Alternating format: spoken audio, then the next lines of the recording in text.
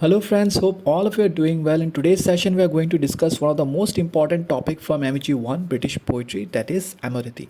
Primarily, Amoretti is a collection of poems or a collection of sonnets written by Edmund Spenser for his beloved. And in today's session, we are going to discuss about Sonnet 34. So before we discuss about this particular beautiful sonnet, that is Sonnet 34, it is very important to understand certain important things about Amoretti. Now, the first thing that comes to our mind is, what do you mean by Amoretti? The term Amoretti is literally defined as little loves or little cupids. Spenser closely follows many conventions of the Elizabethan sonnets, but in some ways his sonnets deviate from the norm for this era. And very surprisingly, the particular sonnet that he has been written, that is the collection he was making in Amoretti, that is dedicated to his lady love, that is Elizabeth Boyle. Now here the second question that comes on our mind is that what do the Amoretti sonnets describe? Amoretti is a sonnet cycle written by Edmund Spenser in the 16th century. Okay, the cycle describes his courtship and his eventual marriage to Elizabeth Boyle.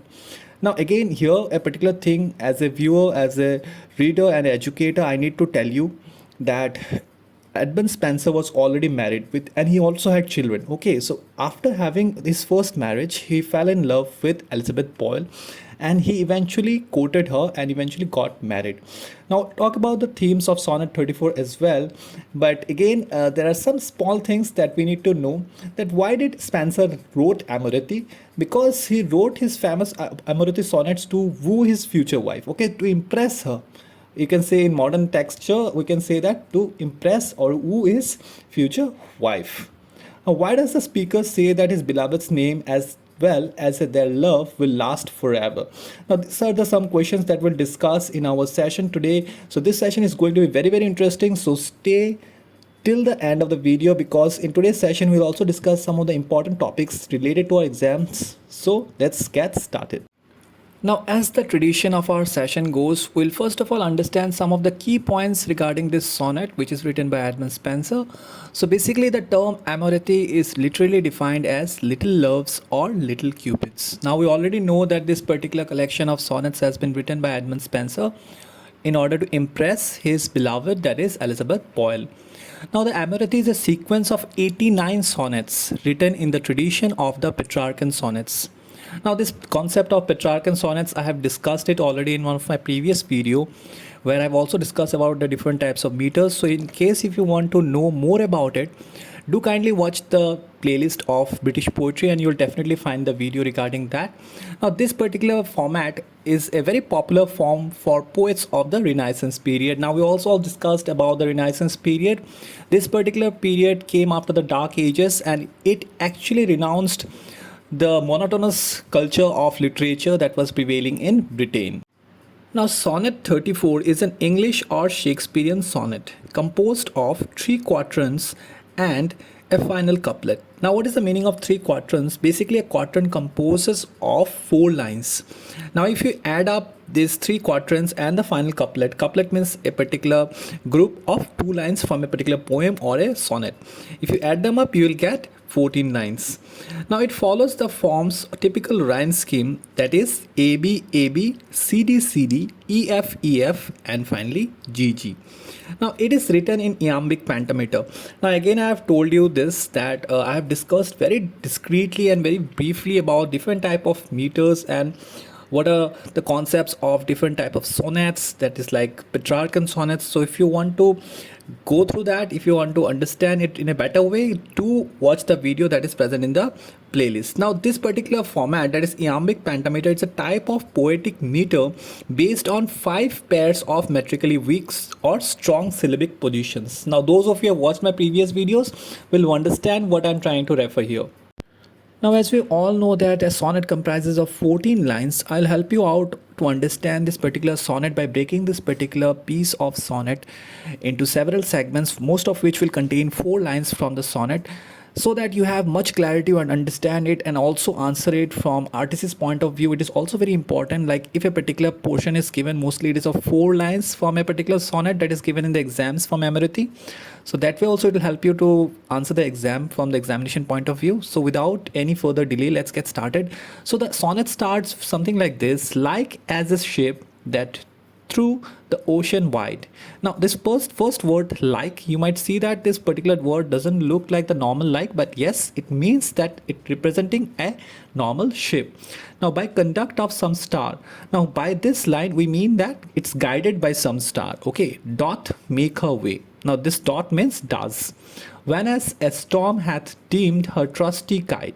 Now whenas means when, storm means it's normal storm we are talking about, dimmed is dimmed, as you can see in the screen. Out of a course dot wander for astray. Now out of direction, out of a course means direction or route followed by a ship away from the direction, that means astray. All right, now let us understand the first four lines. As I told you, that's a very conventional thing that IGNOU follows in their exams, is that they most of the time they give the first four lines or the first few stanzas.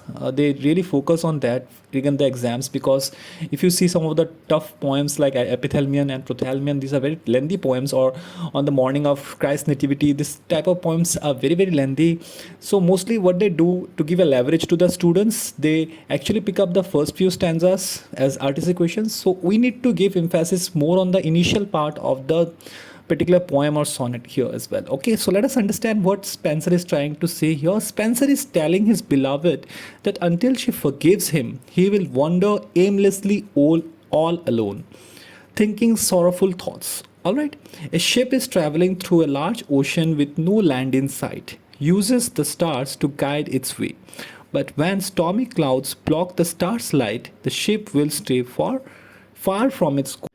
So now let us move to the second quatrain of this particular sonnet, that goes something like this. So I, whose star that wont with her bright ray me to direct, with clouds is overcast, do wander now in darkness and dismay, through hidden perils round about me placed.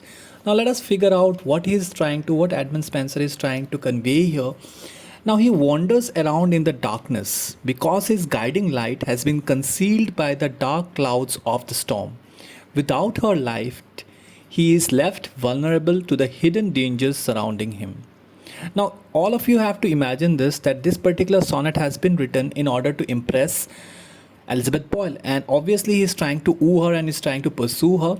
So in that pursuit, he is trying to make her realize that till the moment that she is impressed, or till the moment she accepts his love, he is lost, he is consumed in darkness.